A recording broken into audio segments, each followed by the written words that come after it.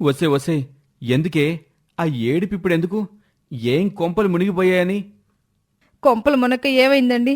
మనం ఇంత కష్టపడి వీడియో చేస్తుంటే సబ్స్క్రైబ్ కూడా చేసుకోకుండా 89% మంది మన వీడియోలు చూసి వెళ్ళిపోతున్నారు. మనం వాళ్ళని అలరించాలని ఇంత ట్రై చేస్తుంటే వాళ్ళు కనీసం మనల్ని ఎంకరేజ్ కూడా చేయడం లేదే. అందుకే వ్యూస్ గురించి ఏడుస్తున్నాను. ఏడ్చినట్టే ఉంది నీ తెలివి. ఇలా ఏడ్చి పెడబొబ్బలు పెడితే వ్యూయర్స్కి అర్థం కాదే.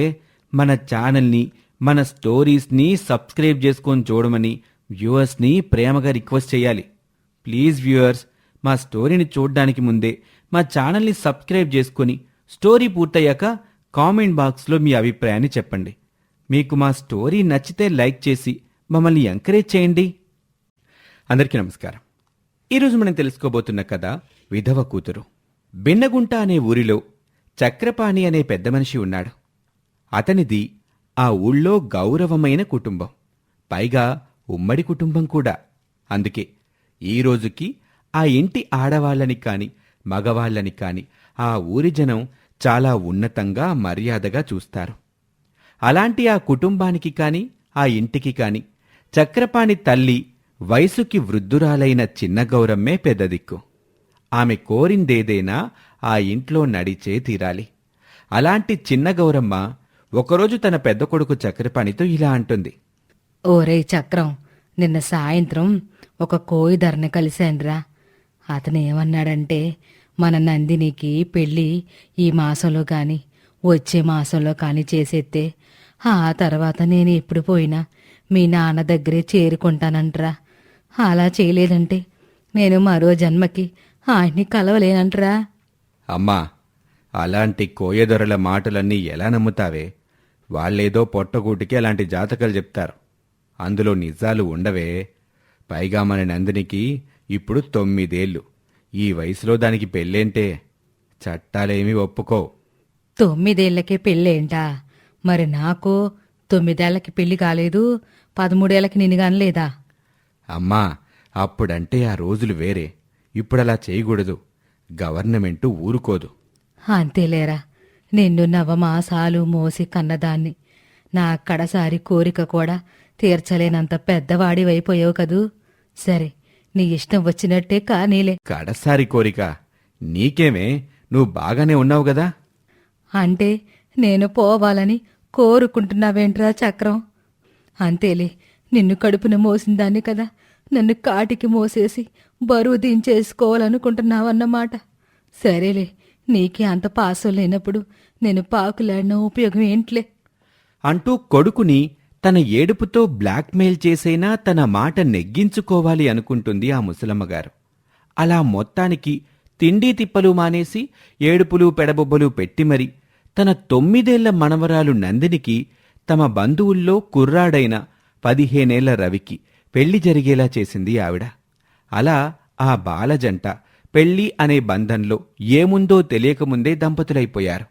అలా ఆ ఏడాది వేసవి కాలంలో ఒకరోజు సరదాగా పిల్లలందరూ మోటబావిలో దూకి స్నానాలు, ఈత కొట్టే ఆటల్లో మునిగిపోయారు. ఆ ఆటల్లో రవి నీళ్లలో మునిగి చనిపోయాడు. అంతే, పెళ్ళై 6 నెలలు కూడా కాకముందే పసిపిల్లైన నందిని విధవరాలై పుట్టింట్లో ఉండాల్సొచ్చింది. ఇక ఆ తరువాత కొన్నాళ్లకే ఆ ముసలమ్మగారు కూడా చనిపోయారు. ఆమె చచ్చి ఏ లోకానికి పోయిందో తెలియదుగాని చిన్న వయసులోనే పెళ్ళై భర్తని పోగొట్టుకున్న నందిని మాత్రం ఎదుగుతున్న కొద్దీ ఆ ఊళ్ళో చాలా అవమానాలు ఎదుర్కోవాల్సి వచ్చింది. 6 నెలలకే భర్తని మింగేసిందని కొందరు, పెళ్ళై ఏడాది కాకముందే 2 ప్రాణాలు మింగేసిందని మరికొందరు. అలా వైధవ్యం అంటే ఆడదానికి ఏదో శాపం అన్నట్టు భావించే ఆ మట్టి బుర్రల మధ్య ఆమె పెరగటంతో రోజూ ఏడవటమే తప్ప నవ్వటమనేదే మరిచిపోయింది నందిని. అందుకే ఒకరోజు చక్రపాణి తన భార్యతో, పాపం, అమ్మాయిని చూస్తుంటే జాలేస్తుందే పార్వతి. అందుకే దాన్ని ఈ ఊళ్ళో ఉంచితే ఇదిగో ఇలాగే కాకుల్లా పొడుస్తూ ఉంటారు అందరూ.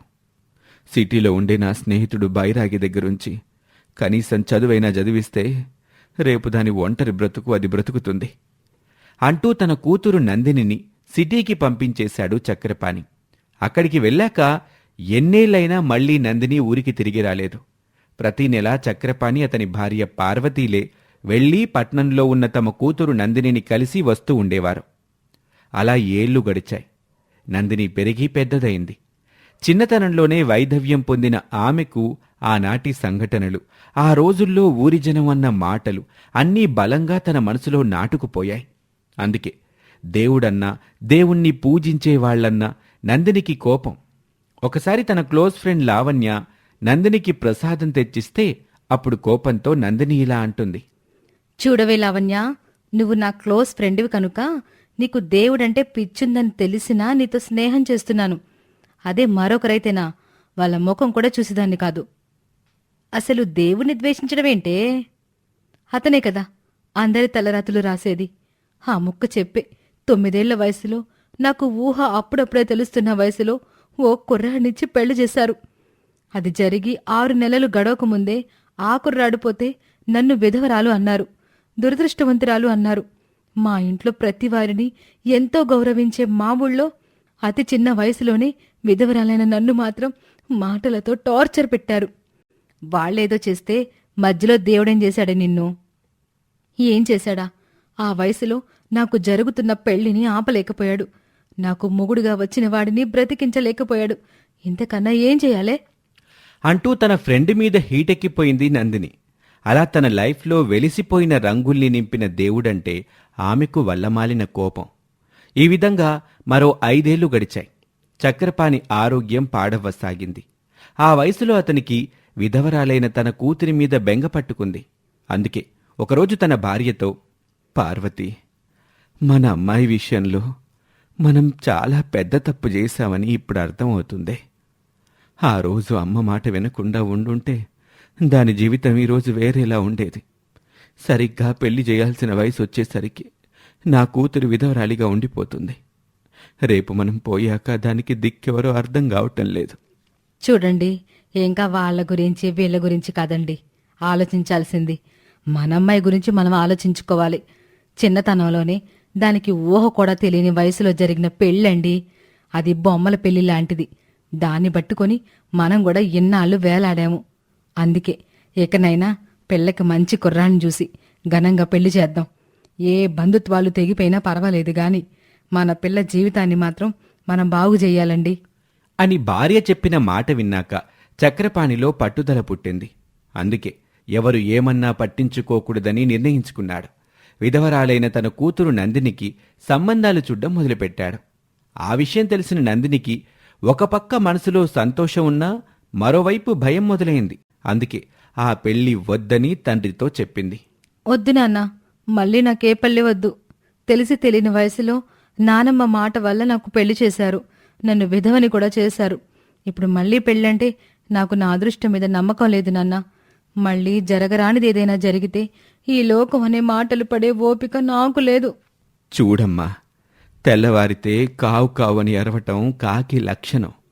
అది నువ్వు ఏం చేసినా అరుస్తుంది తల్లి. నువ్వేమీ చెయ్యకపోయినా అరుస్తుంది. ఈ సమాజం కూడా అలాంటిదేనమ్మా. మనం ఏం చేసినా ఏదో ఒకటి అంటుంది.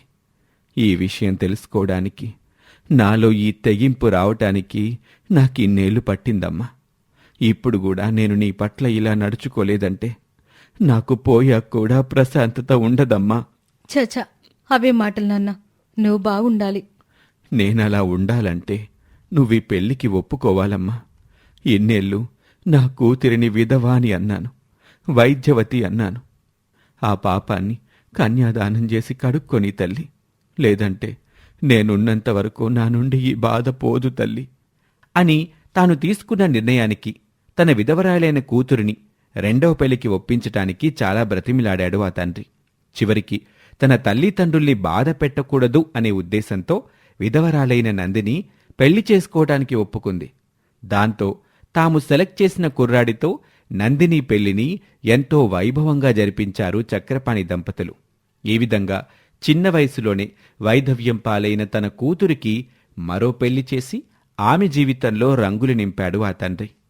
ఇది ఇవాల్టి కథ, విధవ కూతురు. మరొక ఆసక్తికర కథలో మళ్ళీ కలుద్దాం. మా ఛానల్ని సబ్స్క్రైబ్ చేసుకోవటం మర్చిపోకండి.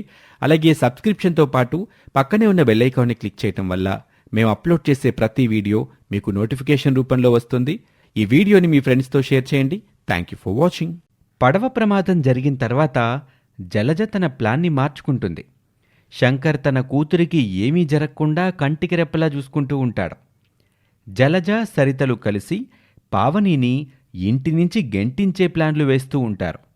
అలా కొన్ని సంవత్సరాలు గడుస్తుంది. ఇద్దరక్కా చెల్లెళ్ళు పెద్దవాళ్ళవుతారు. కాలేజ్కి వెళ్లేంత పెద్దవాళ్ళైపోతారు. అయినా సరే జలజలో మాత్రం మార్పు కనిపించదు. జలజ తన సవతి కూతురు పావనిని ముప్పుతిప్పులు పెట్టడానికి ఒక మంచి ఉపాయాన్ని ఆలోచిస్తూ ఉంటుంది. పావనిని రౌడీ చేత బెదిరించేందుకు ప్లాన్ వేస్తుంది. ఇదే విషయాన్ని తన కూతురు సరితకు కూడా చెప్తుంది. సరిత తన అక్కని ఎలాగైనా సరే ఇంటి నుంచి గెంటించెయ్యాలని తన తల్లి జలజతో చేతులు గలుపుతుంది. ఇద్దరూ శంకర్కి తెలియకుండా ఏవేవో ప్లాన్లు వేస్తూనే ఉంటారు. అలా ఒకరోజు పావని ఇలా అంటుంది. అమ్మా, నేను కాలేజీకి వెళ్ళాలి. రేపే నా ప్రయాణం. నాన్నకి కూడా ఈ విషయం చెప్పాను. ఆయన అన్ని ఏర్పాట్లు చేశారు.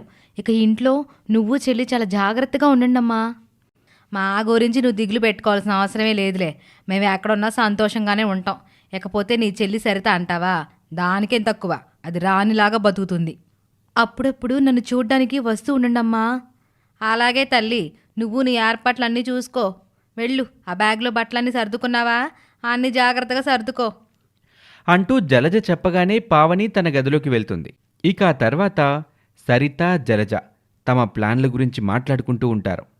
అమ్మా, అక్కని ముప్పు తిప్పలు పెట్టిందే నా మనసు హాయిగా ఉండనంటుందమ్మా. నా ఆస్తి నాకు మాత్రమే దక్కాలి. అక్క ఈ ఆస్తిలో చిల్లి గవ్వను కూడా అనుభవించకూడదు. నాన్న ఎప్పుడు చూసినా అక్క గురించి ఆలోచిస్తూ ఉంటాడు. నాకెంత బాధేస్తుందో తెలుసా? ఎప్పుడు అక్కేనా? నన్ను కూడా కాస్త పట్టించుకోవచ్చు కదా. నేను కూడా ఆయన కూతుర్నే కదా. అయ్యో తల్లి, నువ్వు దాని గురించి ఆలోచించి ఇప్పుడు మనసు పాడు చేసుకోమాక. అది అక్క కాదే, ఈ ఇంటిలో తిష్ట వేసిన గొంట నా అక్క. దాన్ని ఎలా ఇంటి నుంచి పంపించాలో నాకు వదిలే. దాని సంగతి నేను చూసుకుంటాను కదా. రేపు అక్క కాలేజీకి వెళ్తుంది కదమ్మా. అదే అక్కకి చివరి రోజు అవ్వాలి. నువ్వు ఏదో ఒకటి చేసి దాన్ని ఈ భూమి మీద లేకుండా చేసేయ్, సరేనా? అలాగే లేవే, నీ కోరిక నెరవేర్చడం అమ్మగా నా బాధ్యత అంటూ జలజ బయటికి వెళ్ళిపోతుంది. సరిత తన అక్కని తలుచుకొని కోపంతో ఊగిపోతూ ఉంటుంది. అలా ఆ రోజు ముగుస్తుంది. ఆ మరుసటి రోజు పావని కాలేజ్కి వెళ్ళటానికి బయలుదేరుతుంది. తన తండ్రి శంకర్ తన కూతురికి అన్ని జాగ్రత్తలు చెప్తూ ఉంటాడు. చాలా జాగ్రత్తగా ఉండాలమ్మా. నువ్వు సంతోషంగా ఉండాలి. అలాగే నీ తోటివారిని కూడా సంతోషంగా ఉండేలా నువ్వు చూడాలి. అప్పుడే నువ్వు విజయం సాధించినట్టు. ఈ నాన్న గౌరవాన్ని దెబ్బతీసే పనులు చేయవని నాకు తెలుసమ్మా. నీ మీద నాకు ఆ నమ్మకం ఉంది. జాగ్రత్తగా వెళ్ళిరా. ఏమండి, మీరేం అనుకోనంటే నేను ఒక మాట చెప్తానండి. అమ్మాయిని కాలేజీకి నేను తీసుకెళ్ళి వదిలి వస్తానండి. నేను కూడా వస్తానమ్మా. అక్కతో వెళ్ళాలని నాకు కూడా ఉంది. నేను వస్తాను. నన్ను కూడా తీసుకెళ్ళమ్మా. అక్క, నువ్వన్న అమ్మకు చెప్పవా? నువ్వు కూడా నాతో వద్దులే సరితా. సరే, జాగ్రత్తగా వెళ్ళరండి. అమ్మాయిని భద్రంగా కాలేజీలో వదిలిరా. జలజ, జాగ్రత్త. జలజ తన కూతురు సరితతో పాటు పావనిని తీసుకుని బస్ స్టేషన్కి వెళ్తుంది. అంతా తాను అనుకున్నట్లుగానే జరుగుతుందని జలజ లోపల చాలా సంతోషపడుతుంది. ఆనందంగా ఉంటుంది. ఇక వీళ్ళు ముగ్గురు బస్ స్టేషన్లో బస్ కోసం ఎదురు చూస్తూ ఉంటారు. ఇంతలోనే అక్కడికి ఒక గంభీరంగా ఉండే వ్యక్తొస్తాడు. అతడు చూడ్డానికే చాలా క్రూరంగా ఉంటాడు. అతని మాట కూడా చాలా కరుగ్గా, కఠినంగా ఉంటుంది. అతన్ని చూసి పావని భయపడిపోతుంది. కాని జలజ, సరితలు మాత్రం ఏమాత్రం భయం లేకుండా సంతోషంగా మురిసిపోతూ ఉంటారు. పావని కథ అయిపోయిందని సంబరపడిపోతారు. పావని భయంగా అతనితో మాట్లాడటానికి ప్రయత్నిస్తుంది. ఎవరయ్యా నువ్వు? మా దగ్గరికి ఎందుకు వస్తున్నావు? మేమెవరమో నీకు తెలుసా? నా గురించి తెలుసా నీకు? ఈ చుట్టుపక్కల ఊరుల్లో నేనంటే భయంతో వణికిపోయేటోళ్ళు చాలామంది ఉన్నారు. ఇప్పటికే 3 మర్డర్లు చేశా, 6 రేపులు చేశా. ఇంకా చాలామందిని బెదిరించి నా గుప్పెట్లో పెట్టుకున్నా. నేనంటే అందరికీ దడా. నువ్వు అవన్నీ చేస్తే మేము భయపడిపోవాలా? మాతో నీకేం పని? మర్యాదగా నడుచుకో. నా సంగతి నీకు తెలీదు. నా జోలికి, నా కుటుంబం జోలికి వస్తే నేనేం చేస్తానో నాకే తెలీదు. చెయ్యి ఆపో. వేలడంత లేవు, నువ్వు నన్ను బెదిరిస్తావా? ఎంత ధైర్యమే నీకు, నిన్నేం చేస్తానో చూడు అంటూ ఆ రౌడీ కోపంగా పావనిని కొడతాడు. పావనికి భయం ఇంకాస్త ఎక్కువవుతుంది. సరిత జలజలు చూస్తూ ఉండగానే ఆ రౌడీ పావనిని లాక్కుని వెళ్తాడు. పావని ఆ రౌడీ చేతుల్లోంచి గింజుకుంటున్నా కూడా ఆ రౌడీ వదిలిపెట్టడు. బలవంతంగా పావనిని తీసుకుని వెళ్తాడు. పావనిని ఆ రౌడీ అలా తీసుకెళ్తూ ఉండగా సరిత జలజలు సంతోషిస్తూ ఉంటారు. ముఖంలో ఆనందం కనిపించకుండా భయాన్ని చూపిస్తూ ఉంటారు. పావనిని రౌడీ తీసుకెళ్లే విషయాన్ని వాళ్ళు శంకర్కి తెలియజేస్తారు. శంకర్ పరుగు పరుగున పోలీస్ స్టేషన్కి పరిగెత్తి ఎస్ఐతో జరిగిన విషయం మొత్తం చెప్తాడు. చూడు శంకర్, ఇదివరకు నీ కుటుంబం మీద ఒక ప్రమాదం జరిగింది, ఇప్పుడు కూడా జరిగింది. అయితే ప్రతిసారి నీ కుటుంబంలో అందరి మీద జరగటం లేదు, కేవలం నీ మొదటి కూతురు పావని మీదే జరుగుతుంది. నీకు ఎప్పుడు ఇలా ఎందుకు జరుగుతుందని అనుమానం రావటం లేదా? నా భార్య కొన్నిసార్లు తప్పు చేసింది ఎస్ఐ గారు. తన సవతి కూతురు పావని అని కొంత తారతమ్యం చూపించింది. 1-2 సార్లు ఇట్ట చేసింది. నేను దాన్ని బాగా తిట్టాను, కొట్టాను కూడా. ఆ తర్వాత నా భార్యలో చాలా మార్పు వచ్చింది సార్. 2 బిడ్డల్ని సమానంగానే చూసుకుంటుంది. అయితే నీ భార్య అసలు రంగు తెలుసుకోవాల్సిన సమయం వచ్చింది. నువ్వు నీ భార్య గురించి పూర్తిగా తెలుసుకోవాలి. అప్పుడే నీ కూతురు పావని మీద ఇటువంటి ప్రమాదాలు జరగకుండా ఉంటాయి. నా బిడ్డను రక్షించుకోవాలంటే ఏం చెయ్యాలో చెప్పండి ఎస్ఐ గారు. నా బిడ్డ సంతోషంగా నాకేది ముఖ్యం కాదు. అయితే ముందు నువ్వు ఇంటికెళ్ళు, పావని దొరికిందని చెప్పు. పావనిని నీ స్నేహితుడి ఇంట్లో వదిలి వచ్చానని చెప్పు. ఆ తర్వాత నీ పాటికి నువ్వు వెళ్ళిపో. జలజ ఏం చేస్తుందో అప్పుడు చూడు. అలాగే ఎస్ఐ గారు. ఇక శంకర్ ఎస్ఐ గారు చెప్పినట్లుగానే తన భార్య జలజ వద్దకు వెళ్ళి పావని దొరికింది అని చెప్తాడు. జలజ ఆశ్చర్యపోతుంది. తనకు వేరే అర్జెంటు పని ఉందని చెప్పి బయటకు వెళ్తుంది. జలజని శంకర్ ఎస్ఐ ఇద్దరూ ఫాలో అవ్వటం మొదలు పెడతారు. ఒక పాడుబడ్డ బంగళాలోకి జలజ వెళ్తుంది. అక్కడ రౌడీ పావని ఉంటారు. వారిని చూసి జలజ ఆశ్చర్యపోతుంది. పావని దొరికిందని నా భర్త శంకర్ చెప్పాడు. ఇక్కడికి వచ్చి చూస్తే పావని ఇక్కడే ఉందే. ఆయన ఎందుకని అబద్ధం చెప్పాడు అని జలజ అనుకుంటూ ఉండగానే అక్కడికి ఎస్ఐ శంకర్ ఇద్దరూ వస్తారు. జలజని చూసి శంకర్ కోపంతో రెచ్చిపోతాడు. జలజని కొడతాడు. ఎస్ఐ జలజని రౌడీని ఇద్దరిని అరెస్టు చేస్తాడు. చూడు శంకర్, ఇకనైనా నీ భార్య గురించి నిజం తెలుసుకో. నీ బిడ్డ పావనికి రక్షణ లేదు. తనకు తల్లి ప్రేమ దొరకటం లేదు. నీ భార్యని నీ కూతురిని దూరంగా ఉంచు. అప్పుడే నీ బిడ్డకి మంచిది, నీకు మంచిది. నీ ముఖం చూసి నీ భార్యని వదిలేస్తున్నాను, ఈ రౌడీకి శిక్ష పడేలా చేస్తాను అంటూ ఎస్ఐ రౌడీని తీసుకుని అక్కడి నుంచి వెళ్ళిపోతాడు. శంకర్ తన భార్య జలజని, కూతురు పావనిని తీసుకుని ఇంటికి చేరుకుంటాడు. ఇంకోసారి నా కూతురు పావని ఇబ్బంది పట్టాకి వీల్లేదు. తనని ఈ ఇంట్లో ఉండనివ్వకుండా చూస్తాను. అది కాదండి. జలజ ఏదో మాట్లాడడానికి ప్రయత్నిస్తూ ఉంటుంది. కానీ శంకర్ జలజ మీద చెయ్యి చేసుకుంటాడు. ఇక ఆ తర్వాత పావనిని తీసుకుని తన గదిలోకి వెళ్ళిపోతాడు. ఇక ఆ తర్వాత ఏం జరిగిందో నెక్స్ట్ పార్ట్లో తెలుసుకుందాం. ఈ స్టోరీ మీకు నచ్చితే లైక్ చేయండి. మీ అభిప్రాయాన్ని కామెంట్ రూపంలో తెలియచేయండి. మరిన్ని ఇంట్రెస్టింగ్ వీడియోస్ కోసం మా ఛానల్ని ఇప్పుడే సబ్స్క్రైబ్ చేసుకోండి. Thank you for watching. సవతి తల్లి జలజ రౌడీ చేత పావనిని కిడ్నాప్ చేశాక శంకర్ పోలీసుల సహాయంతో కూతుర్ని కాపాడుకుంటాడు. అప్పుడే జలజ అసలు గుట్టు బయటపడుతుంది. పావనిని ఎలాగైనా సరే జలజ చేతిలో బలవ్వకుండా చూడాలని అనుకుంటాడు. తన గదిలో కంగారు పడుతూ ఉంటాడు. పావని తన తండ్రిని చూసి బాధపడుతూ ఉంటుంది. నాన్నా, ఇప్పుడేమైంది? నేను బాగానే ఉన్నాను కదా, నువ్వెందుకు ఎలా బాధపడుతున్నావు? నాకేం కాలేదు కదా నాన్నా. నీకేం తెలీదుండమ్మా. నీకు తల్లి లేని లోటు పోయిద్దని, అమ్మలాగా నిన్ను చూసుకుంటుందని అనుకున్నాను. కానీ ఆ జలజ ఇంత పని చేసిద్ది అనుకోలేదమ్మా. కొంచెం అయ్యుంటే ఆ రౌడీ చేతిలో నువ్వు బలయ్యేదానివి తల్లి. ఆ విషయం గురించి ఆలోచిస్తుంటే చాలా భయంగా ఉందమ్మా. మీరు బాధపడకండి నాన్నా. నేను మీకు చాలాసార్లు ఈ విషయం చెప్పాలనుకున్నాను.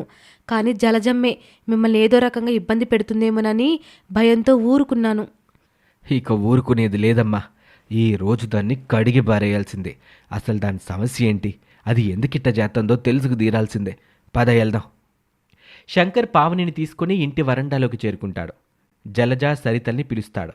శంకర్ అరుపుతో జలజ సరితలు అక్కడికొస్తారు. ఏవండి, అలా అరిచారేంటి? ఏమైంది మీకు? బాగానే ఉన్నారు కదా? బాగాలేనే. నువ్వు చేసే పనులకి చచ్చి బతుకుతున్నాను. ఎందుకే ఇట్ట చేస్తున్నావు? ఏమైంది నీకు? అసలేమైంది?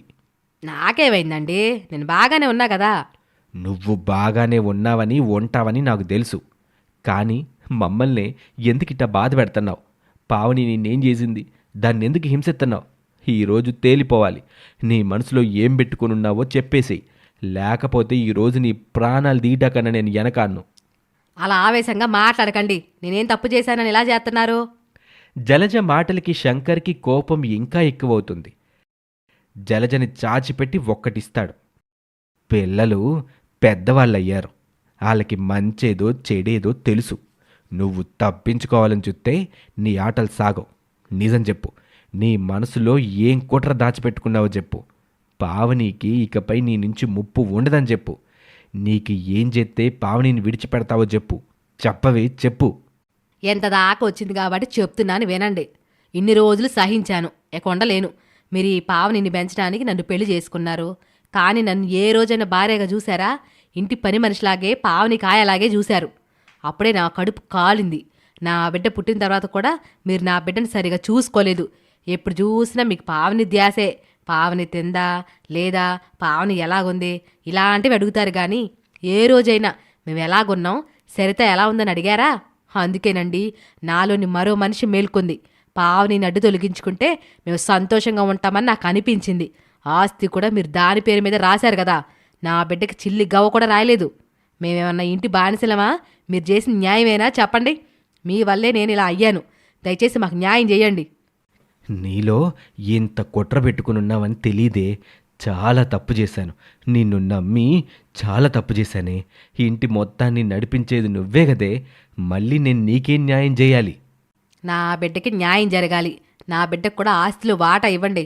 అప్పుడే మేము సంతోషంగా ఉంటాం. శంకర్ జలజలు అలా మాట్లాడుకుంటూ ఉండగా పావని మధ్యలో కల్పించుకుని మాట్లాడుతుంది. నాన్న, అమ్మ చెప్పింది నిజమే. మీ వల్లే అందరం శత్రువులా మారిపోయాం. చిన్నప్పటి నుంచి మీరందరినీ ఒకేలా చూసుంటే ఈరోజు ఇలా ఉండేవాళ్ళం కాదు నాన్న. చాలా తప్పు చేశారు నాన్న మీరు. నేను అందరి గురించి ఆలోచిస్తాను. ఏది చెయ్యాలన్నా అందరి కోసం చేస్తాను. కానీ ఇట్ట అవుతుందని నేను ఊహించలేదు. ఇప్పుడు నన్నేం చేయమంటావు? మీరు నాకు ఒక మాట ఇవ్వండి నాన్న. నేను చెప్పినట్లు చేస్తానని చెప్పండి. అప్పుడు నేను మీకు ఒక మాట చెప్తాను. లేకపోతే ఏ విషయమైనా చెప్పను నేను. అంత మాట అనకమ్మా. నువ్వేమనుకుంటున్నావో చెప్పు. ఖచ్చితంగా నేను నీ మాటను నెరవేరుస్తాను. మనం పొలం దగ్గరున్న ఒక ఇల్లు ఉంది కదా, అందులో నేనుంటాను. నాకు ఆ ఇల్లు ఒకటి చాలు. మిగిలిన ఆస్తినంతా చెల్లి సరిత పేరు మీద రాయండి. ఈ ఇంట్లో నేను ఇవాళ నుంచి ఉండను నాన్న. దయచేసి నా మాట వినండి నాన్న. నేను చెప్పినట్లు చేయండి. అలాగేనమ్మా, నువ్వు చెప్పినట్టే చేస్తాను. కానీ నువ్వు అక్కడికి వెళ్ళాక ఈ జలజ నిన్నేమన్నా చేస్తుందేమోనని భయంగా ఉంది తల్లి.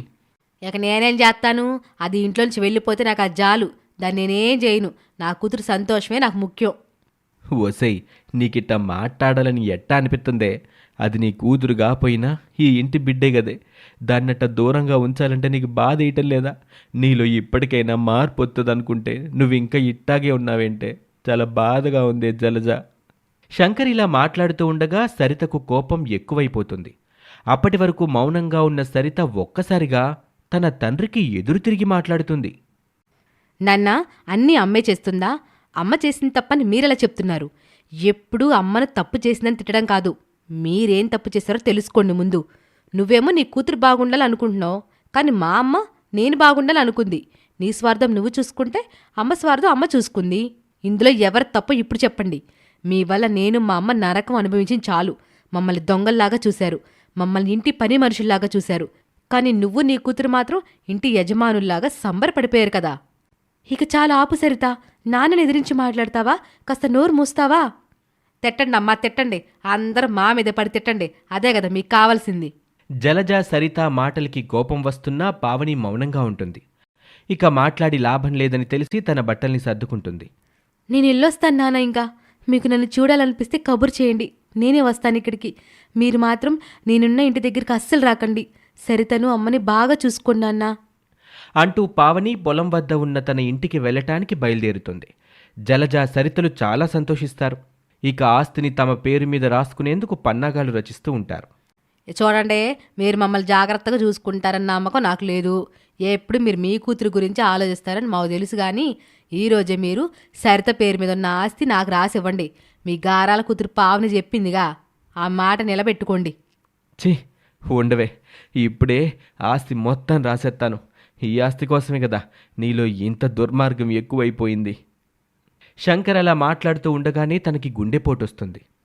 బయటకు వెళ్ళటానికి సిద్ధంగా ఉన్న పావని తన తండ్రికి గుండెపోటు రావడంతో తల్లడిల్లిపోతుంది. శంకర్ని తీసుకుని ఆస్పత్రికి చేరుకుంటుంది. పావని వెంట సరిత, జలజలు కూడా వెళ్తారు. తన తండ్రికి ఏం జరుగుతుందోనని పావని బాధపడుతూ ఉండగా, ఆస్తి రాసివ్వకుండానే పోయేలా ఉన్నాడని జలజ, సరిత ఇద్దరూ బాధపడుతూ ఉంటారు. ఇక ఆ తర్వాత ఏం జరిగిందో నెక్స్ట్ ఎపిసోడ్లో మనం తెలుసుకుందాం. ఈ స్టోరీ మీకు నచ్చితే లైక్ చేయండి, కమెంట్ చేయండి. ఇలాంటి ఇంట్రెస్టింగ్ స్టోరీస్ మరిన్ని వినటం కోసం మా ఛానల్ని వెంటనే సబ్స్క్రైబ్ చేసుకోండి. Thank you for watching.